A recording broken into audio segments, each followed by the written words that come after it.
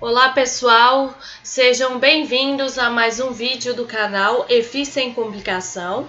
Eu sou Renata Oliveira e hoje a gente vai falar sobre o desenvolvimento físico, cognitivo, psicossocial e motor nos 3 primeiros anos de vida.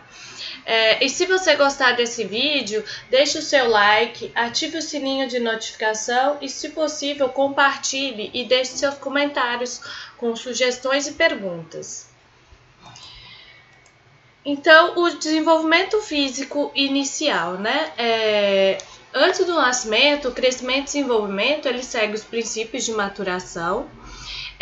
A cabeça, ela desenvolve mais rápido, então aquele bebê, ele tem uma grande cabeça. Com 1 ano de idade, o cérebro ele tem aproximadamente 70% do peso de um adulto, e o desenvolvimento sensorial e motor ocorre da mesma forma. Os bebês eles começam a utilizar as partes superiores do corpo. Aqui nesse gráfico nós podemos observar o crescimento fisiológico em termos de estatura e do peso corporal da criança. Então, as crianças elas crescem mais rápido durante os primeiros anos de vida, principalmente nos primeiros meses. No 5º mês, o seu peso ele praticamente dobra, e com 1 ano esse peso ele triplica. À medida que o bebê ele cresce, o formato do corpo e as proporções também mudam. Uma criança de 3 anos, geralmente ela é delgada, quando comparada com um bebê de 1 ano, que é gorducho e mais barrigudo. Ainda sobre o crescimento fisiológico, aqui nós temos a dentição, que geralmente inicia-se em torno do 3º ao 4º mês. E o primeiro dente ele pode aparecer em torno do 5º ao 9º mês. Já possui, com 2 a 3 anos, ele já possui os 20 dentes que irão compor aí a sua boca.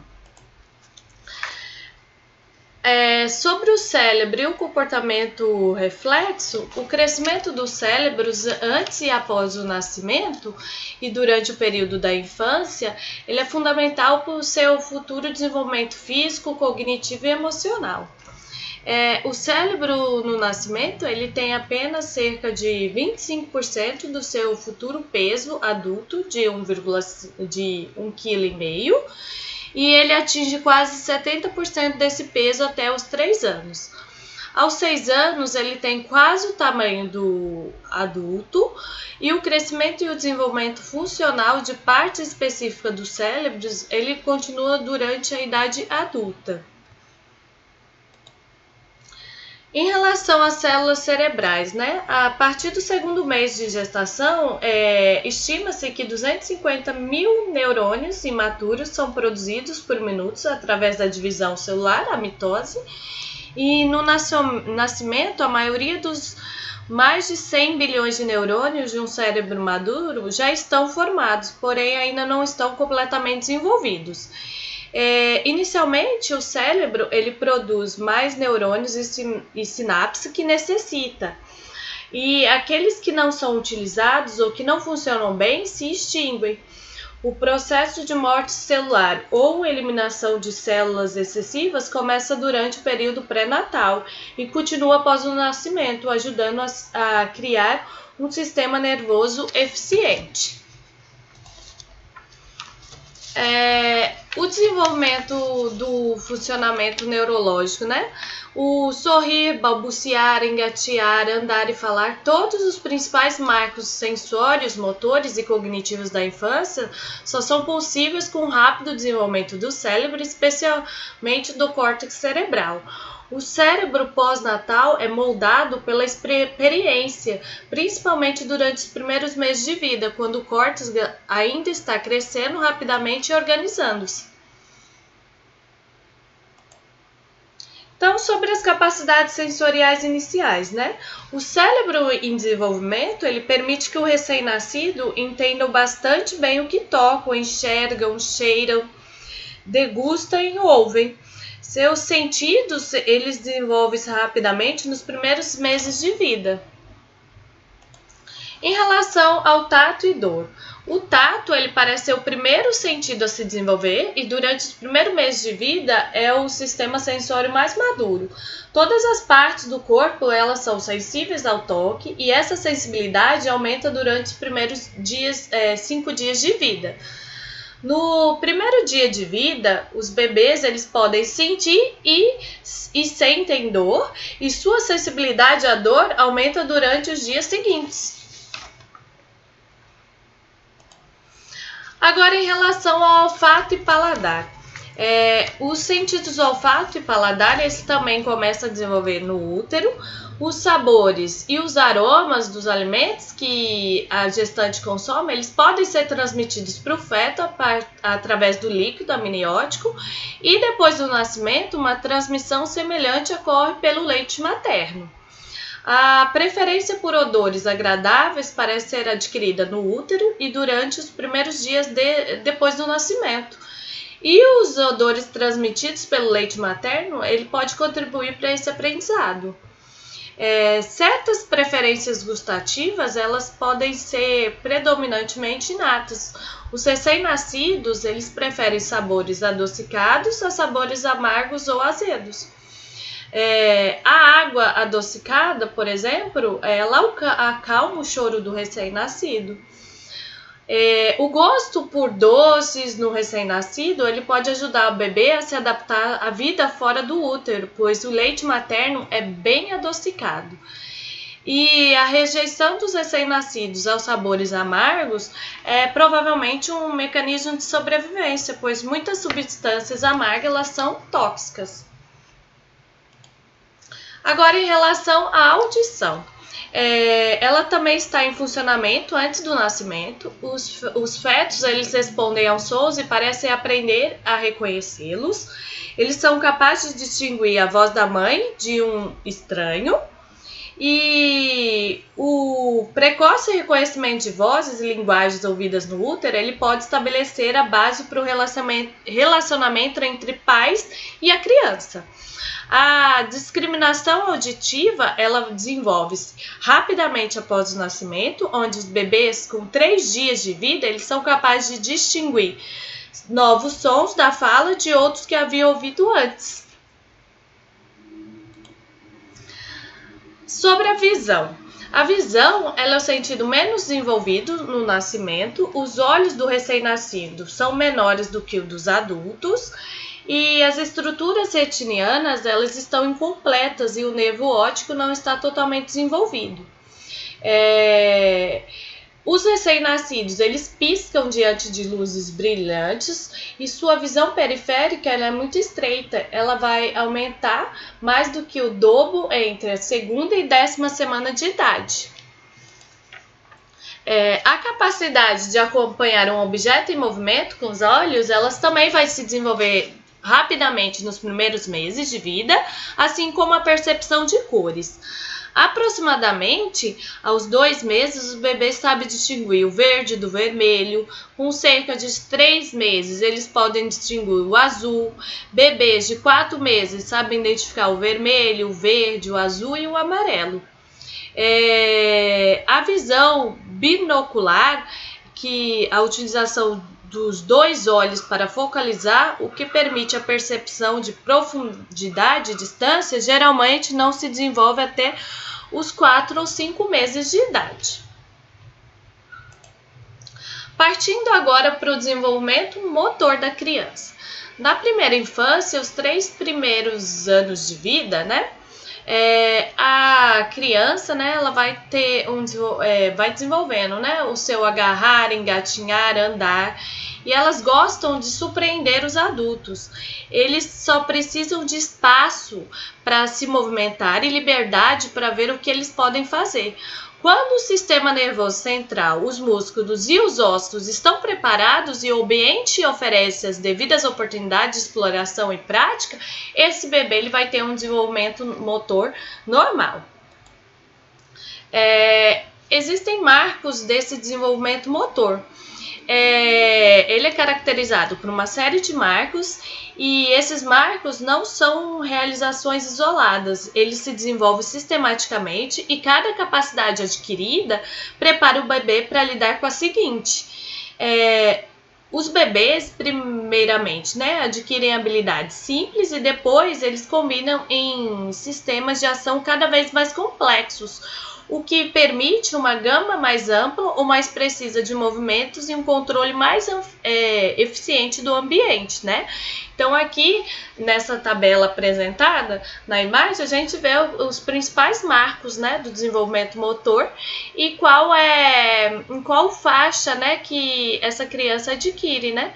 Então, o ato de revirar-se, por exemplo, cerca de 50% das crianças, elas vão conseguir, né, realizar por volta de 3 meses. Tá? E aproximadamente 90% das crianças elas já vão se revirar com 5 meses. E como ocorre, né, o desenvolvimento motor? Esse desenvolvimento motor e percepção, né, então depende, né, da maturação do indivíduo, do ambiente, então eu tenho que dar um ambiente propício para ele ter esse desenvolvimento e da tarefa que ele vai realizar. As percepções sensoriais, elas ajudam os bebês a aprender sobre seu ambiente para que possam se orientar nele. A experiência motora aguça e modifica as percepções que os bebês têm do que acontece se eles se moverem de determinada forma. Então, embora o desenvolvimento motor siga uma sequência quase universal, o seu ritmo vai depender de certos fatores contextuais, né? Quando as crianças elas são bem alimentadas e bem cuidadas e têm liberdade física e oportunidade de explorar seu ambiente, seu desenvolvimento motor ele tende a ser normal. Entretanto, o que é normal para uma cultura pode não ser para outra. Então, eu tenho que levar isso também em consideração. Em relação ao desenvolvimento cognitivo, o desenvolvimento da linguagem é um elemento crucial do desenvolvimento cognitivo e ilustra a interação de todos os aspectos do desenvolvimento. À medida que as leituras se fazem necessárias, as estruturas elas começam a amadurecer, ele vai ter esse desenvolvimento da linguagem. Então, os marcos do desenvolvimento da linguagem do nascimento aos 3 anos, ele está apresentado nessa tabela e a gente vê, né, que com 3 meses ele é capaz de perceber a fala, chorar e dar alguma resposta ao som. E assim ele vai tendo um desenvolvimento, né? Por exemplo, ao final da tabela, com 30 meses, a gente vê que ele aprende novas palavras quase todos os dias, fala combinando 3 ou mais palavras, compreende muito bem, comete alguns erros gramaticais. Então, isso vai depender das estruturas, né, do desenvolvimento das estruturas necessárias para essa fala. As influências no desenvolvimento da linguagem. O que determina a rapidez e eficiência com que as crianças aprendem a compreender e a utilizar a linguagem, né? É determinada pela maturação do cérebro, pela interação social, o papel dos pais e dos cuidadores é muito importante e pela fala dirigida, que nós vamos ver. Então, a maturação. As regiões corticais que são associadas à linguagem só amadurecem totalmente depois do período pré-escolar ou mais tarde. Algumas delas não antes da idade adulta. Os gritos de um recém-nascido, por exemplo, eles são controlados pelo tronco encefálico e ponte, que são as partes mais primitivas do cérebro e as primeiras a se desenvolver. O balbuciar repetitivo ele pode surgir com a maturação das regiões do córtex motor, que controlam os movimentos do rosto e da laringe. E depois do início do 2º ano de vida, quando a maioria das crianças ela começa a falar, é que amadurecem as rotas que ligam a atividade auditiva e motora. e pode depender significativamente da experiência que essa criança vai tendo durante a maturação. A linguagem, então, diferentemente de algumas capacidades sensoriais motoras, é altamente lateralizada.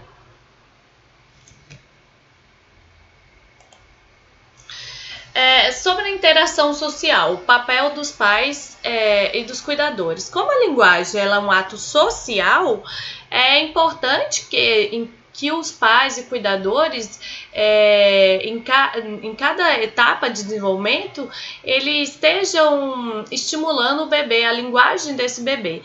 Por exemplo, na fase de balbúcio, os adultos ajudam o bebê a progredir para a verdadeira fala, repetindo os sons que ele produz.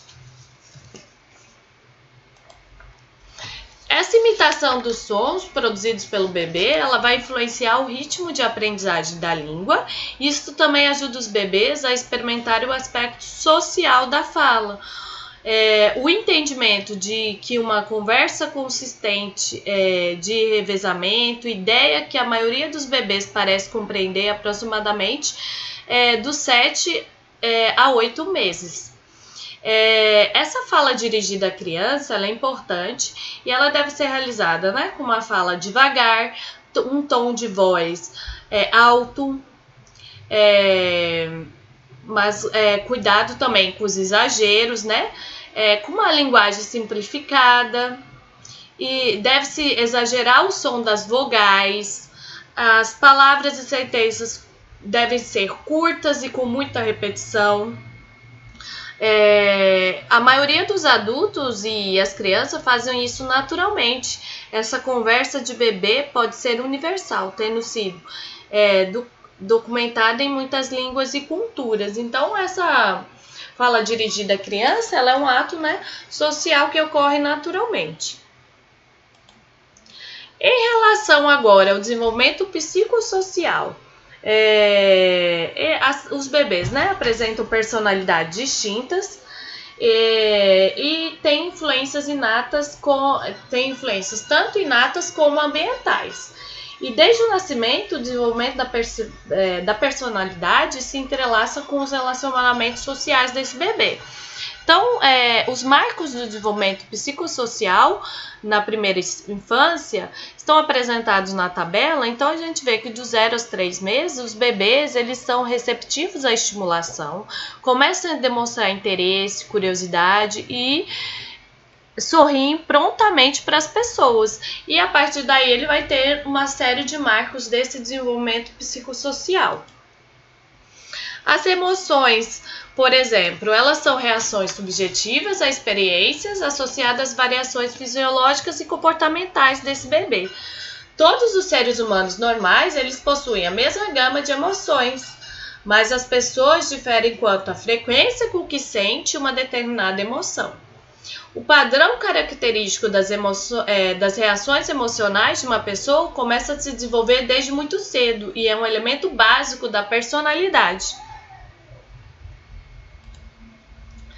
Em relação ao temperamento, às vezes ele é definido como modo característico de lidar e reagir às pessoas e às situações. É o como do comportamento que forma o que fazem. Então, um exemplo aqui na tabela, né? Uma criança fácil, ela apresenta estados de humor brando e geralmente positivos, reagem bem à mudança e à novidade e sorri para estranhos.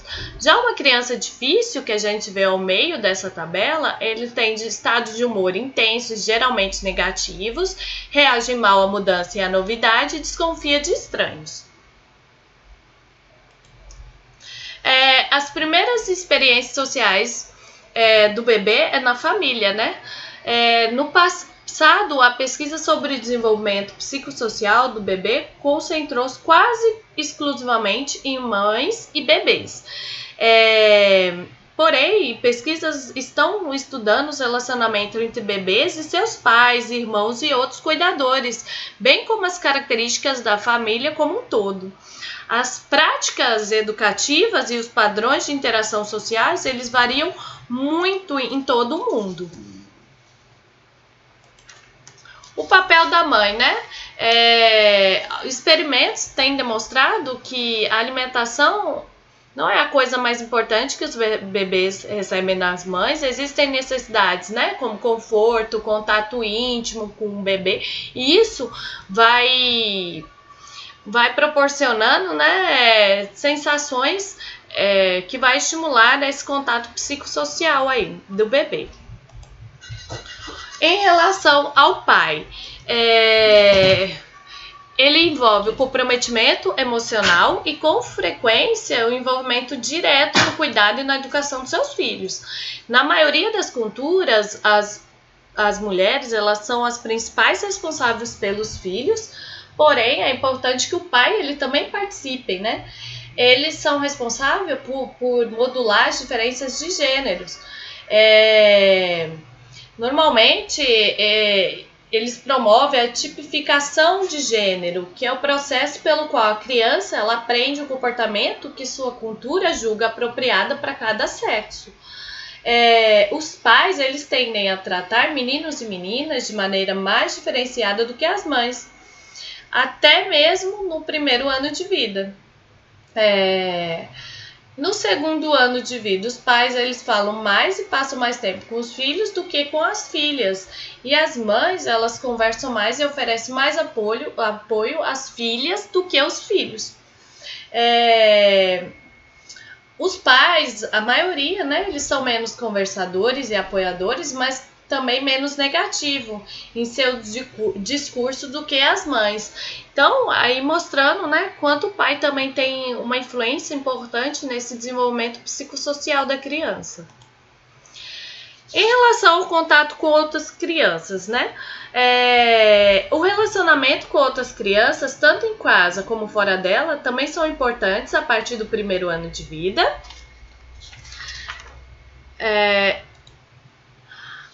Em relação, né, a criança, né, com o seu relacionamento com o irmão, né, a chegada de um novo bebê, ela promove diversas reações na criança. Algumas passam a chupar o dedo, urinam nas calças, pedem para mamar ou utilizam linguagem infantil. Elas podem se retrair, se recusando a falar ou brincar. Algumas sugerem levar o bebê de volta ao hospital, dar para alguém. Algumas se orgulham por serem grandes ou capazes de se vestir. Então, são diversas maneiras e reações distintas.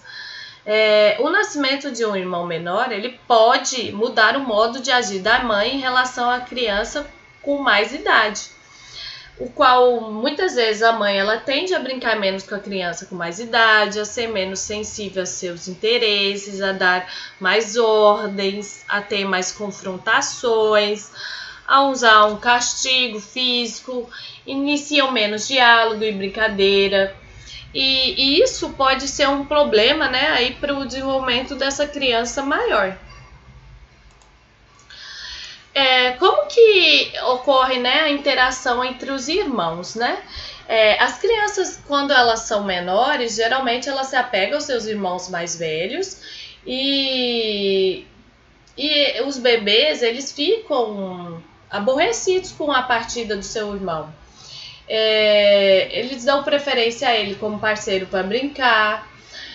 Eles tendem a aproximar-se desse irmão quando um estranho entra no ambiente. Além disso, o conflito com o irmão mais velho por causa de brinquedos e territórios começa a interferir em sua liberdade para brincar. Parte das disputas que ocorrem entre os irmãos, elas se devem ao que os pais fazem ou deixam de fazer. Então, aí, reforçando a importância, né, da interação dos pais com esses irmãos. Em relação aos filhos de pais que trabalham fora, quais são as consequências a curto e longo prazo do fato da mãe trabalhar fora de casa durante os primeiros anos de vida de seu filho, né? Tem visto pouco ou nenhum efeito da atividade profissional da mãe sobre a obediência, problemas de comportamento, autoestima, desenvolvimento cognitivo ou desempenho acadêmico das crianças. É importante que esse processo, né, da mãe trabalhar fora, ele seja realizado aos poucos para que a criança ela não sinta tanto. Aqui é a referência utilizada para essa aula. E eu gostaria de agradecer a participação de vocês, tá? Aqui também e-mail de contato, se possível, né? Se quiserem deixar perguntas e compartilhar essa videoaula. Nos vemos numa próxima. Muito obrigado!